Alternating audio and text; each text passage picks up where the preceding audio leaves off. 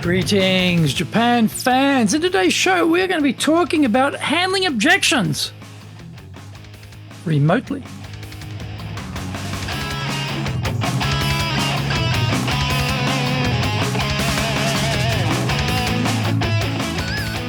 So let's get going. This is the fourth year of the Sales Japan Series podcast. We're broadcasting around the world from the Beverly Hills of Japan, Minato-ku. It is chic central. I'm your host, Dr. Greg Story, your corporate coaching and training guide committed to your success, the president of Dale Carnegie Train Japan, the best-selling author, Japan Sales Mastery and Japan Business Mastery. My new book, Japan Presentations Mastery, will be released early in 2021. Now, in this podcast, I want to help you to survive COVID-19.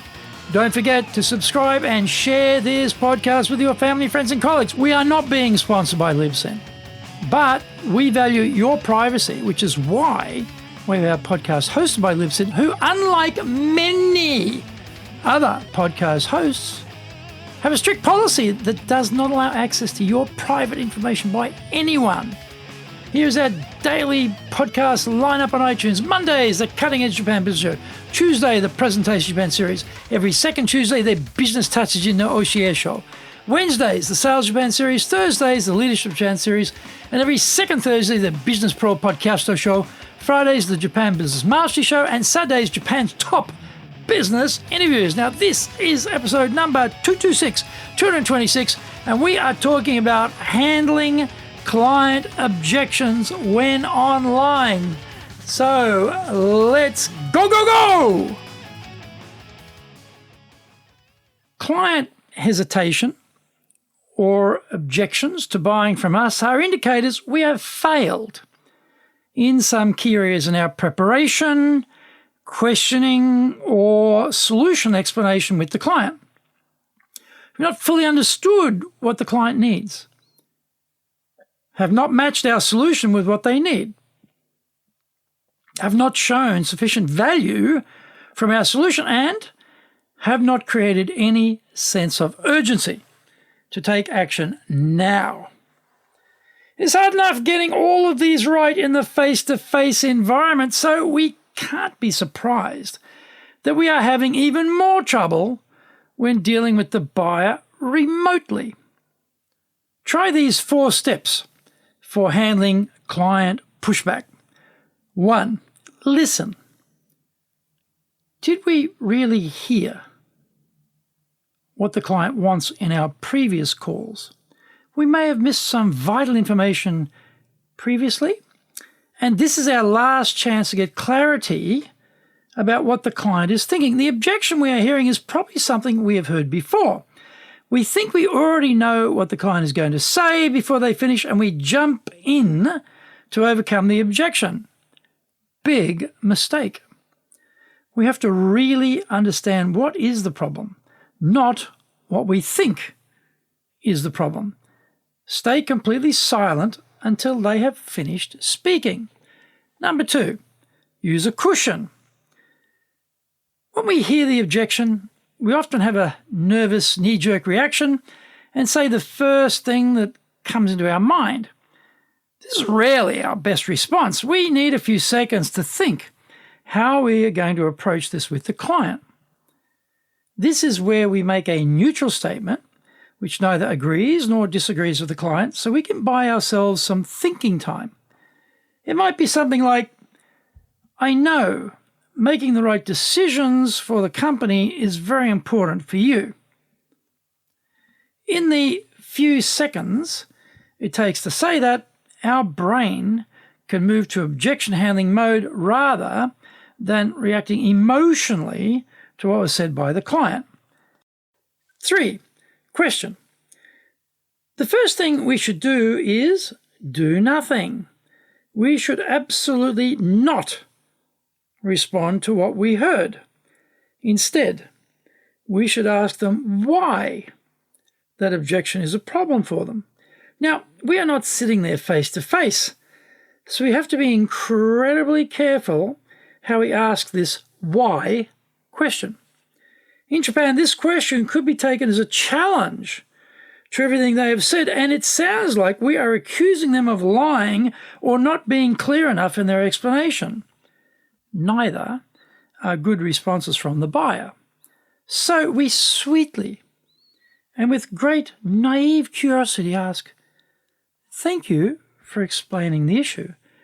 I should know your business in more detail and much better, but to really help me find the best way forward for you, would you mind if I asked you to explain a little bit more on why the issue you have raised is creating difficulties for your firm?"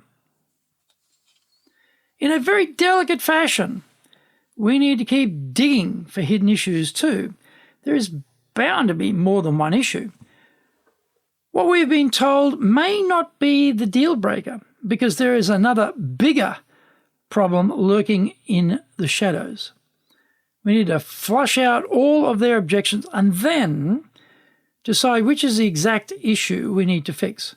We need to get the client talking, because we will pick up valuable information about their situation and constraints on them moving forward. Find out more. We come back from the break.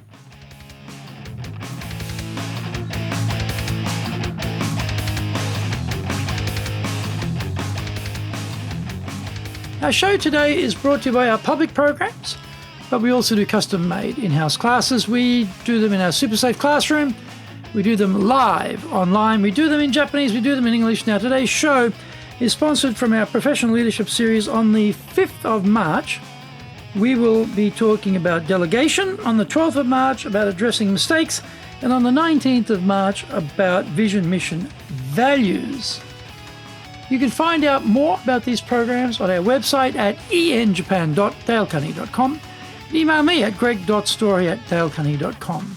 Get my best-selling books, Japan Sales Mastery, the Bible for Selling in Japan, and Japan Business Mastery, and my new book, Japan Presentations Mastery. Now, if you like learning by watching videos, you are in luck, because we've got over 1,000 for you there for free at Japan Dale Carnegie TV on YouTube. We are releasing 3 TV shows every week on YouTube. The Cutting Edge Japan Business Show, that is the premier business show in Japan, comes out every Monday. Fridays, we have the Japan Business Mastery Show, and Saturdays, Japan's Top Business Interviews, where I interview leaders in Japan, from SMEs all the way up to the corporate captains of industry, on one topic: leading in Japan. Every second Thursday, we release the Business Pro Television Show. Don't forget, you can email me at greg.story@dalecarnegie.com.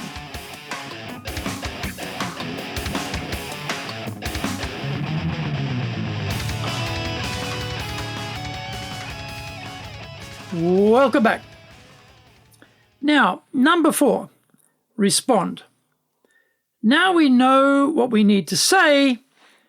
We have 3 choices. Deny. We should not accept anything from the client which is factually incorrect or is misinformation. Correct it immediately and be prepared to offer concrete proof. Admit. Admit any problems your company has had now or in the past. Don't try and deny things which are true. We come across as mealy-mouthed, duplicitous, and untrustworthy. We learn from our mistakes. We correct errors, and we move forward from where we were. We need to point that out. Reverse. Turn the objection into a reason for buying. For example, your delivery options are too slow is countered by saying, we have found that taking that extra care and attention before we ship to our clients really eliminates potential problems, and in the overall scheme of things, makes everything run much smoother. Explain. Now we have better understood the client's situation and needs, we again start on the solution provision to persuade them to buy. We do this by providing relevant proof and evidence that shows that what we claim is true. And they can trust the solution will work. We speak about where our solution has worked for other buyers, providing the names and numbers of people they can call to validate how our solution really helped. Evaluate. Check that we have dealt with their objection completely? Are they ready to move forward? Actually, when online, we need to be doing more midterm checking for understanding than we would in a face-to-face situation. There is no doubt that the basics of sales still apply when face-to-face or meeting online. We should assume less, though, and ask more clarifying questions when we meet online. Anticipate the communication is going to be problematic and work on that basis every time.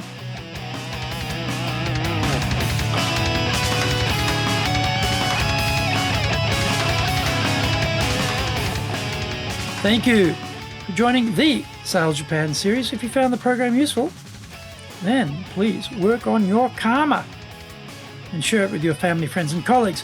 Don't forget to subscribe and share this podcast immediately. Apply what you have learned today. Use it and go out there and survive. Remember, I'm your corporate coaching and training guy in your corner, committed to your success here in Nippon.